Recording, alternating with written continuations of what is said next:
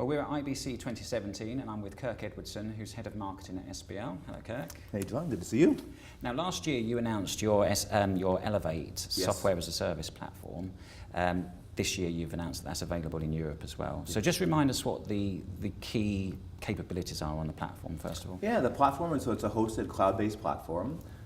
It allows you to have like an operations center there to support the whole operations. We've got a managed portal that's multi-tenant that allows operators to be able to control their service, pull down the customer service tools, and be able to monitor and analyze what's going on with the service, as well as providing all the hosted capabilities to deliver your service all the way down to set-tops, iOS tablets, and Android tablets, and so on. Okay, and that covers live, VOD, DVR, as a program guide? All those things, absolutely. So it's all the key use cases, and also includes up to YouTube and country by country, operator by operator, Netflix and applications like that as well. So it's an entire converged service giving you all your core use cases as well as a lot of the OTT services as well. Okay, and just to be clear, it's both multi-screen endpoints and set-top boxes? Absolutely. So it could converge similar, consistent UI across everything based on our G4 experience that we've got going up across other services as well. Okay, and content management is a part of that core back office as well? Content management, to the degree that we are bringing all the metadata and supporting that all the way through the use cases, absolutely. So. Okay, and I know at IBC you've been talking about the ability to promote content. Yes. Just give me some examples of how you can help to promote content on the platform. Yeah, so with the content, what we really do is we've got the ability to segment in many different ways. You can do random tests, you can actually do sort of friends and family and define groups of users you want to go out, and then you can actually define and test those promotions that you want to run across the across your base and get the results, and then lead forward there with the best go-forward campaigns from there. On top of that, we could be exploring different types of applications, different types of use cases, different types of devices. So again, you've got that ability across the whole platform to actually look at something, drill down to a particular group of users, and roll out features and back and forth from there. On top of that, we're treating this as very much an agile DevOps sort of process.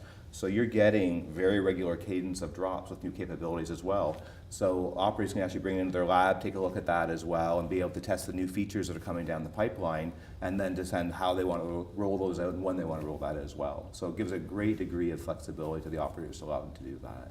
Okay, now in terms of set-top boxes, obviously Android is very big at this show this year, sort of taken off.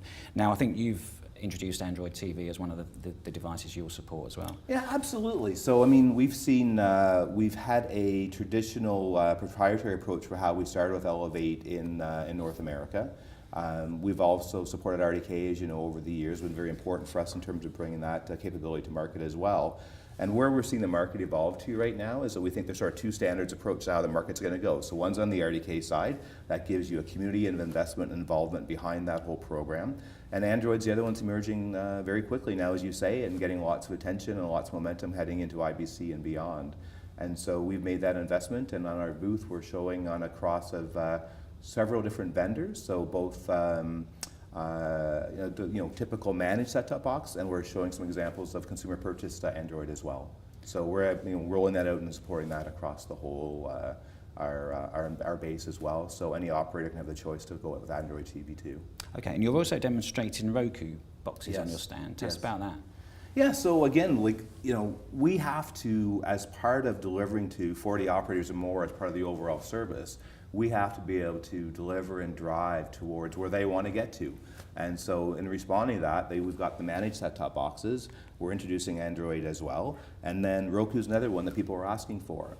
And so again, it really depends how they're trying to drive their business. In some case, they're actually looking and saying they want to have that traditional managed experience, and that's going to drive a sort of predictable revenue path in terms of the normal ARPU. And some are looking at Roku and other applications saying, hey, that's actually going to help me drive my high-speed internet service as well. And they're giving that consumer choice. Consumers want to have that choice of which device and how they want to enjoy that experience. So we just respond to that, and we're making it available on a very quick cadence. Okay, and you can also interface with Elixir.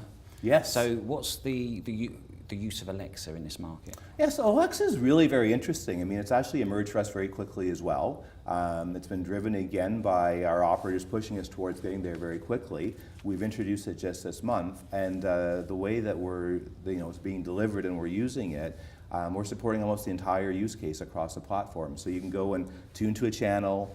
You can find a particular type of content. You know, if you know a certain sports team is playing right now, say find the game. We're delivering free recordings, so if you want to find a recording that you've done and watch it, if you want to search for a movie. So almost the entire experience is actually being delivered there.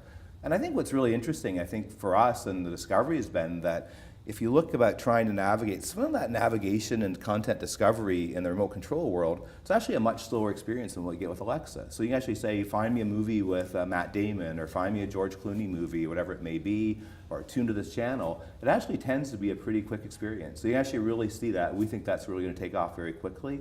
And we expect within our base of customers on the Elevate platform that we will see some campaigns on that starting very shortly, being launched out to the consumers. Okay, and does Elevate have a pre-integrated set-top box selection? We do. So we've started off in North America. We've worked closely with Eris, where we acquired Elevate from about a year or so ago. And we've done some work to do some early pre-integration for the European market as well. So absolutely, we think that's a big part of what we want to do, is have things pre-integrated, as well as being able to deliver the bring your own devices as well. Okay, and just run through the elevator pitch in terms of benefits. So, yeah, just very quickly, what are the key benefits absolutely. of Elevate? I mean, I think at the end of the day, it comes very simply for me down to two things. It's about web scale. When I say web scale, for me, that's really about saying you're able, as an operator right now that's typically operating on your own, working with a couple of suppliers to deliver a video service, you're now tapping into community that's actually delivering and innovating across a much wider base than you would probably, you'd usually do yourself. And you can actually gain that innovation wave at a scale that you're not going to get to yourself, by yourself, and through that community. And I like to think of web speed being the other part of that, right? So the web scale gives you the leverage of the community. The web speed says, because of that, we're actually able to deliver features at a cadence much more than you do by yourself. Not necessarily say you're going to take every single feature and deliver that on a month-over-month basis, but you're going to have that choice that there's a continuous buildup of new devices, new use cases, new features, new and new other capabilities in the cloud, or it could be personalization or recommendation, however we drive that through, and you can actually go and take advantage of that in a much quicker way, in a much broader way than you could possibly do on your own. Okay. And cost efficiencies, just finally? I mean, is that I know so. agility is the key, but is cost efficiency a big benefit? I think cost efficiency is part of it, because I mean, what we see with some of our existing customers have been server-based is just been the challenge to maintain a pace of innovation they want to get to as well. So I think when you talk about cost, part of it is about looking at how people are moving from what's been typically a CapEx-based model into an OpEx-based model, so they have to be ready for that move there as well. And I think what they're going to find is that on the economics of it, that they're going to find that they're getting a lot more bang for the buck than they're currently getting in terms of the server-based approach that they've been doing in the past. Okay, all right, well that's brilliant. So good luck with that, and thank you very much for telling us about it. Thanks a lot, John. Very pleased to be here. Thank you.